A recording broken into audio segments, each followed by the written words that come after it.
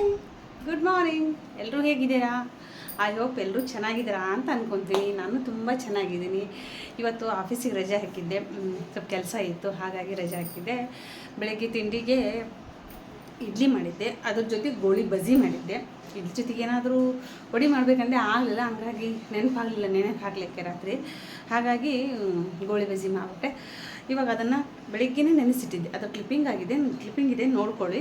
ಇವಾಗ ನೆಕ್ಸ್ಟು ಇಡ್ಲಿ ಮಾಡಿಬಿಡೋಣ, ಗೋಳಿ ಬಜ್ಜಿ ಕರೆದು ಬಿಡೋಣ ಬನ್ನಿ.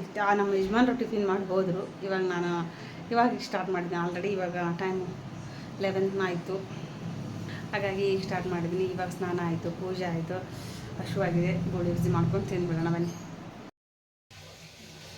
ಗೋಳಿ ಬಜ್ಜಿ ಮಾಡೋಕ್ಕೆ 1 ಕಪ್ ಮೈದಾ ಹಿಟ್ಟು ತೊಗೊಂಡಿದ್ದೀನಿ. ಹಿಟ್ಟನ್ನು ಜರಡಿ ಇಟ್ಕೊಂಡಿದ್ದೀನಿ. ಹಸಿಮೆಣಸಿನ್ಕಾಯಿ, ಕೊತ್ತಂಬರಿ ತೊಗೊಂಡಿದ್ದೀನಿ, ಮೊಸರು ತೊಗೊಂಡಿದ್ದೀನಿ.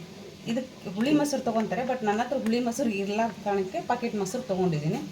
ಈಗ ಹಿಟ್ಟನ್ನ ಬೌಲ್ಗೆ ಹಾಕ್ತಿದ್ದೀನಿ. ಇದಕ್ಕೆ ಕೊತ್ತಂಬರಿ, ಹಸಿಮೆಣಸಿನ್ಕಾಯಿ, ಸ್ವಲ್ಪ ದೊಡ್ಡ ಸೈಜ್ ಹೆಚ್ಚಿದ್ದೀನಿ, ಮಕ್ಕಳಿದ್ರೆ ತಿನ್ನೋರಿಗೆ ಸ್ವಲ್ಪ ಖಾರ ಕಡಿ ಆಗಲಿ ಅಂತಂದು. ಮತ್ತು ಉಪ್ಪು, ರುಚಿಗೆ ತಕ್ಕಷ್ಟು ಉಪ್ಪು,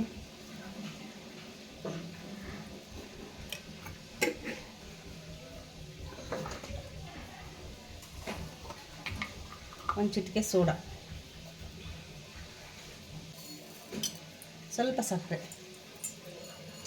ಕಲಿಸ್ಕೊಂಡ್ಬಿಡೋಣ. ಇನ್ನು ಮೊಸರು ಹಾಕ್ತಾಯಿದ್ದೀನಿ.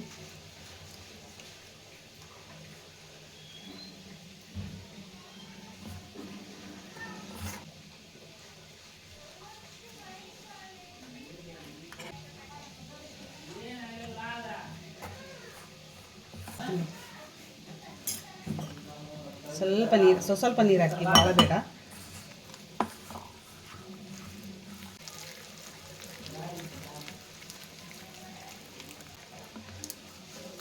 ಈಗ ಗಂಟಿಲ್ಲದಂಗೆ ಪರ್ಫೆಕ್ಟಾಗಿ ಕಲಿತಿದ್ದು. ಇದು 1 ಅವರ್ ನೆನಿಬೇಕು, ಈ ಥರ ಬರಬೇಕು. 1 ಅವರ್ ನೆನಿಬೇಕು.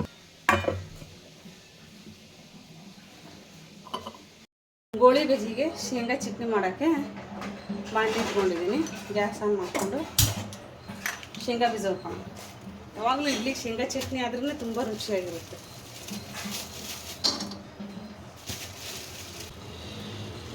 ಶೇಂಗಾ ಚೆನ್ನಾಗಿ ಹುರ್ಕೋಬೇಕು, ತಂಪಾಗಂತದ್ದು.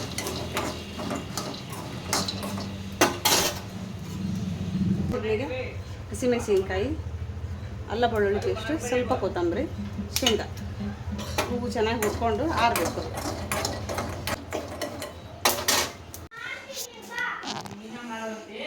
ಶೇಂಗಾ ಚಟ್ನಿಗೆ ಯಾವಾಗಲೂ ಶೇಂಗಾ ಬೀಜದ ಸಿಪ್ಪಿ ತೆಗಿಬೇಕು, ಅಂದರೆ ಟೇಸ್ಟ್ ಚೆನ್ನಾಗಿರುತ್ತೆ. ಶೇಂಗಾ ಬೀಜ, ಅಲ್ಲ ಬೆಳ್ಳುಳ್ಳಿ ಪೇಸ್ಟು, ಹಸಿಮೆಣಸಿಗೆ, ಕೊತ್ತಂಬರಿ, ಇದಕ್ಕೆ ಜೊತೆ ಉಪ್ಪು ಹಾಕಿಬಿಟ್ರೆ ಉಪ್ಪು ಹಾಕಿ ಮಿಕ್ಸಿಗೆ ಹಾಕೊಂಬರೋಣ. ಚಟ್ನಿ ರೆಡಿ ಆಯಿತು. ಈಗ ಚಟ್ನಿಗೆ ಒಗ್ಗರಣೆ ಕೊಟ್ಕೊಂಬಿಡೋಣ. ಇಡ್ಲಿ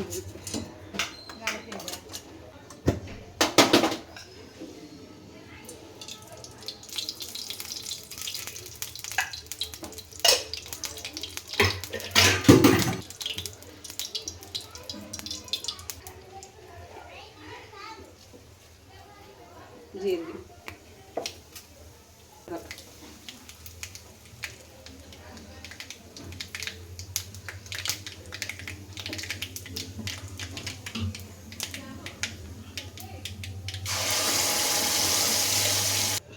ನಮಗೆ ಎಷ್ಟು ನೀರು ಬೇಕಾಗುತ್ತೋ ಅಷ್ಟು ನೀರು ನೋಡ್ಕೊಂಡು ಹೆಚ್ಕೊಂಡು ನೀರು ಹಚ್ಕೊಬೇಕು, ಚೆನ್ನಾಗಾಗುತ್ತೆ.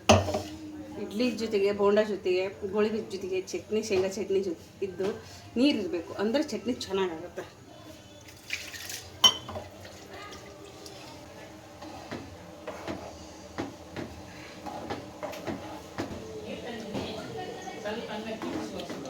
ಸೂಪರಾಗಿದೆ ಚಟ್ನಿ. ಬಜ್ಜಿ ಮಾಡ್ಬಿಡೋಣ. ಗೋಳಿ ಬಜ್ಜಿಗೆ ಎಣ್ಣೆ ಹಾಕಿಟ್ಬಿಡೋಣ. ಇಡ್ಲಿ ಆಗಿದ್ದಾವೆ. ನಮ್ಮ ಯಜಮಾನ್ರಿಗೆ ಮಾಡಿಕೊಟ್ಟಿದ್ದೀನಿ, ನನಗೆ ಎಷ್ಟು ಸಾಕಾಗುತ್ತೆ. ನಾನು ಸ್ವಲ್ಪ ಖಾರ ಜಾಸ್ತಿ ತಿಂತೀನಿ, ನಂಗೆ ತುಂಬ ಇಷ್ಟ. ಖಾರ ಆಗಿದ್ದರೆ ಅಡುಗೆ ತುಂಬ ರುಚಿ ಬರುತ್ತೆ ಅಂತ ನನ್ನ ಅಭಿಪ್ರಾಯ. ಅಮ್ಮನೂ ನನಗೆ ಇದನ್ನೇ ಹೇಳ್ಕೊಟ್ಟಿದ್ದು. ಹಾಗಾಗಿ ಸ್ವಲ್ಪ ಖಾರ ಚಟ್ನಿ ಮಾಡಿದ್ದೆ. ನಮ್ಮ ಯಜಮಾನ್ರು ಅಂತ ಇದ್ರು, ಖಾರ ಆಗ್ಬಿಟ್ಟಿದೆ ಅಂತಂದು. ಇದು ನಡೀತೈತಿ, ಊಟ ಮಾಡಿ ಹೋಗ್ತಾರೆ ಅವರು. ಇವಾಗ ಎಣ್ಣೆ ಕಾಯ್ತಾಯಿದೆ, ಇಡ್ಲಿ ರೆಡಿ ಆಗ್ತಾಯಿದೆ ಪಕ್ಕದಲ್ಲಿ. ಆಲ್ರೆಡಿ ಹಸು ತುಂಬ ಆಗ್ಬಿಡೋದೆ, ಬೆಳಗ್ಗೆ ಏನು ತಿಂದಿಲ್ಲ, ಬರೀ ಒಂದು ಕಪ್ ಟೀ ಕುಡ್ದಿದ್ದೆ. ಎಣ್ಣೆ ಕಾದ ತಕ್ಷಣ ಗೋಳಿ ಬಜ್ಜಿ ಅವ್ರಿಗೊಂದು ಸ್ವಲ್ಪ ಹಾಕಿ ಕೊಟ್ಟಿದ್ದೀನಿ, ಅವ್ರು ತಿಂದು ಹೋಗ್ಬಿಟ್ರು. ಇವಾಗ ನಾನು ಮಾಡ್ಕೊಂಡು ತಿಂದ್ಬಿಡೋದು.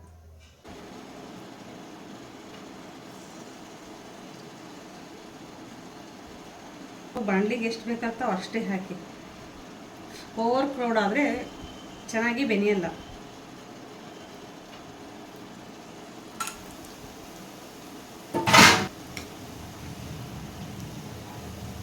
ಈ ಥರ ಬಿಟ್ಕೊಂಡ್ಬಿಡ್ತಾವೆ ಹತ್ತಿದ್ರು.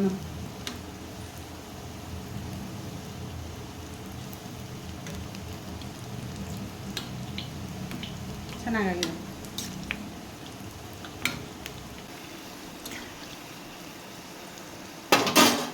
ಬಿಸಿ ಇಡ್ಲಿ ಬಿಸಿ ಇದೆ, ಬಜ್ಜಿ, ಚಟ್ನಿ. ಸಾಂಬಾರು ಇಷ್ಟ ಆಗಲ್ಲ, ಆ ಕೆಟಗರಿಗೆ ನಾನು ಸೇರಿದ್ದೀನಿ. ಅಂದರೆ ನನಗೆ ಇಡ್ಲಿ ಜೊತೆ ಸಾಂಬಾರು ಯಾವಾಗಲೂ ಇಷ್ಟ ಆಗಲ್ಲ, ನನಗೆ ಚಟ್ನಿ ಅಷ್ಟೇ ಇಷ್ಟಬೇಕು. ಅದರಲ್ಲಿ ಎಕ್ಸ್ಪೆಷಲಿ ಶೇಂಗಾ ಚಟ್ನಿ ಇದ್ರೆ ಮಾತ್ರ ತುಂಬ ಚೆನ್ನಾಗಾಗುತ್ತೆ. ನಾನಂತೂ ತುಂಬ ಇಷ್ಟಪಟ್ಟು ಕೂಡ ತಿಂತೀನಿ, ಸಾಂಬಾರು ಜಾಸ್ತಿ ತಿನ್ನಲ್ಲ. ಇಡ್ಲಿ ಸಾಫ್ಟ್ ಚೆನ್ನಾಗಿದ್ದಾವೆ, ವಡೆ ಚೆನ್ನಾಗಿದ್ದಾವೆ. ಮಂಗಳೂರು ಗೋಳಿ ಬಜ್ಜಿ ಅಂತಾರೆ, ಮಂಗಳೂರು ಬಜ್ಜಿ ಅಂತಾರೆ. ಇದಕ್ಕೆ ಚಟ್ನಿ ಬೇಕಲ್ಲ, ಇಡ್ಲಿ ಜೊತೆಗಿದ್ದಾಗ ಮಾಡಿಬಿಟ್ರೆ ಎರಡು ಕಾಂಬಿನೇಷನು ಚೆನ್ನಾಗಾಗುತ್ತೆ.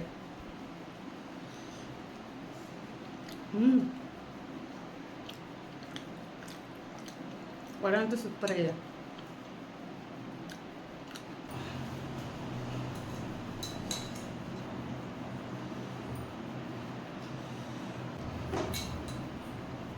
ಟಿಫನ್ ಮಾಡಿದೆ, ಟೀ ಕುಡಿಯೋಣ ಅಂತ ಟೀ ಕುಡಿತಾ ಇದ್ದೀನಿ. 11:30 ಆಯಿತು. ವಿಡಿಯೋನ ಇಲ್ಲೇ ಏನು ಮಾಡ್ತಾಯಿದ್ದೀನಿ, ಮತ್ತೆ ಸಿಗ್ತೀನಿ ಮುಂದಿನ ಹೊಸ ವಿಡಿಯೋದೊಂದಿಗೆ. ಅಲ್ಲಿವರೆಗೂ ನೀವು ಖುಷಿಯಾಗಿರಿ, ನಾನು ಖುಷಿಯಾಗಿರ್ತೀನಿ. Please subscribe, like, share, comment. Subscribe ಮಾಡೋದು ಮರಿಬೇಡಿ, ಮತ್ತು ಕಮೆಂಟ್ ಮಾಡೋದು ಮರಿಬೇಡಿ. ನಿಮ್ಮ ಕಾಮೆಂಟ್ಗೋಸ್ಕರ ಕಾಯ್ದಿರ್ತೀನಿ.